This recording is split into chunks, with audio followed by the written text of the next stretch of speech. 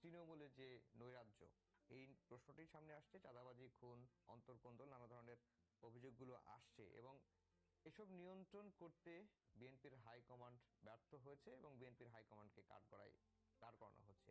আসলে নিয়ন্ত্রণের উপায়টা কি? দেখেন, এখানে দুটো বিষয় আছে। প্রথমত বিষয় হলো, যেহেতু এই লোকগুলো বিএনপি রাজনীতির সঙ্গে জড়িত, সেখানে বিএনপিকে তো কিছু দায় নিতেই হবে এবং বিএনপিকে এটা প্রতিরোধ করার কার্যকর পদ্ধতিও বিএনপিকে বের করতে হবে। এবং বিএনপি যে পদ্ধতি কাজ করছে সেটা কেন কার্যকর হচ্ছে না সেটা নিয়ে আমি একটু পরে বলছি।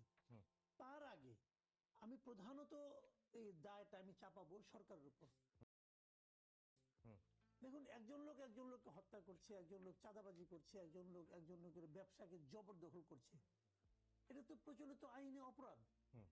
সে লোকটা বিএনপি করে না জামাত করে নাকি এনসিপি করে কি করে, এটা তো দেখার দায়িত্ব তো পুলিশের না, পুলিশেরও না, সরকারেরও না। লোকটা একটা অপরাধ করছে, সেটা আমাদের সামাজিক স্বাভাবিক যে গতি, সে গতিকে বিঘ্ন ঘটাচ্ছে। তাকে থামানোর দায়িত্ব সরকারের।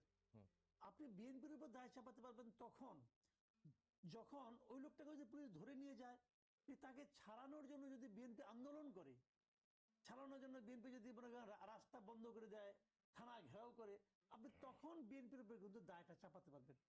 তার আগ পর্যন্ত বিএনপিকে দায় চাপাতে পারেন না আপনি।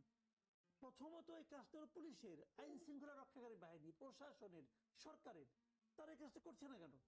তারা কেন এমন একটা এনভায়রনমেন্ট তৈরি করে রাখছে যে এনভায়রনমেন্টের কারণে এই সমস্ত লোকগুলো এই ধরনের অপরাধমূলক কাজকর্ম করতে উৎসাহিত হচ্ছে কেন?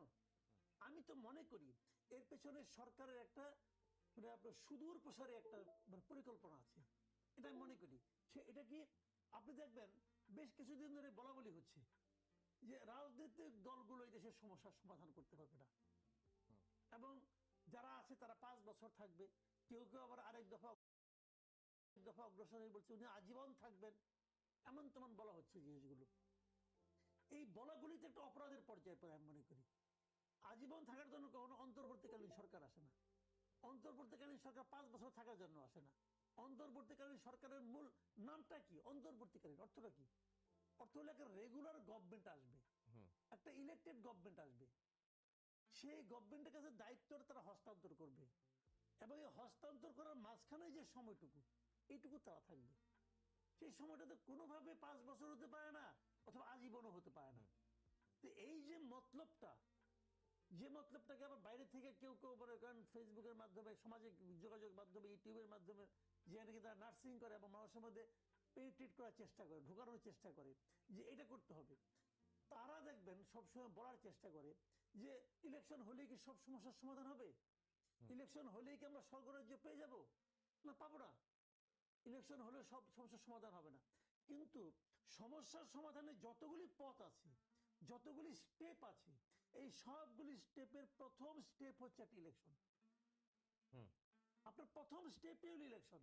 ইলেকশন করবেন তারপর, কারণ ইলেকশন না করলে কি হবে? এদের তো কারো জবাব দিতে নাই। এই সরকার কোনো জবাব দিতে আছে? এই সরকার যেমন একটা